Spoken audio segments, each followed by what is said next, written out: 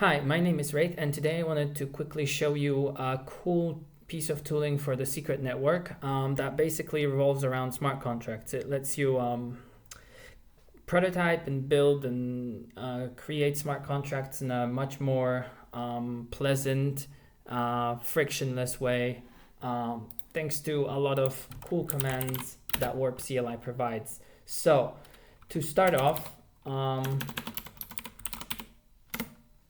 let's quickly view the features that this tool set allows us to use. So we have basically a workspaces. We can initialize them, configure them through the command line, build the contracts in our workspaces, deploy them to the network. The front end is still work in progress. And essentially, it also allows us to create a node instance locally from using local secret, and execution of tests, as well as querying and execution of contracts deployed on chain with a slightly simpler command. Now, here, this entire project is something that we're going to go through in a bit, but first, let's maybe go about it a bit differently. Let's start a brand new project just to show off how easy it is to create a new workspace. I'm going to here create a new workspace. You have to specify that we want to work with the secret network to pre-configure the workspace with all the information that secret network normally expects. That also helps us to get the templates correctly, because there's templates for multiple chains available currently. And yeah, so this is our new project. It has been scaffolded for us. As you can see, this is not yet present. So yeah, the most important part is that we have an entire project scaffolded here alongside a configuration file. This configuration file, basically here we have a section that takes care of the network setup. This is set up for the testnet, but we can very easily change it. For example, if we are interested in deploying to the mainnet, we inside our workspace folder can do config set network mainnet, and as you can see, automatically we're now on secret 3. That's one of the really cool features, and Warp is basically full of those.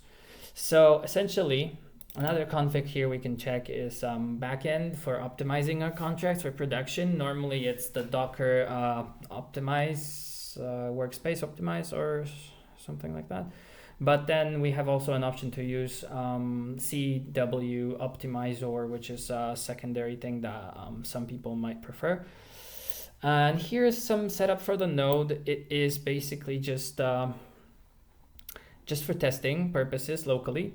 And auto deployment here is we specify which account we want to deploy from. This is just for specifically for secret because yeah, it's easy, makes it easy that way to redeploy our code with just some added appended text at the end of each label so that it doesn't get rejected, the contract. And yeah, now we can very easily just create a new contract, and you will see that when we add a new contract, it will get automatically added to the deployment script. I guess this time it didn't, and also this didn't get fixed. So let's rerun this because I guess Visual Studio got confused. Now we reopen this. Oh, and the steps are not there, huh? Nope. Steps get added, but with a bit of a delay. I guess once the build is finished, which does make sense. Okay, so as you can see, now the contract is added. Now we can pre-configure everything about it. This is for deployment specifically. We can set whether this is just something that we're interested in just having a code of, as opposed to an entire instance. That can be useful sometimes. And, migration, initialization messages, those are important as well, of course. So this is how simple it is to create a new contract. Here, in addition to the contracts folder and getting the contract here, we also get a Shared crate also has the messages for a contract here, so that every contract that automatically then can reference the shared crate and very easily just make calls to contracts, other contracts in this workspace. This helps a lot.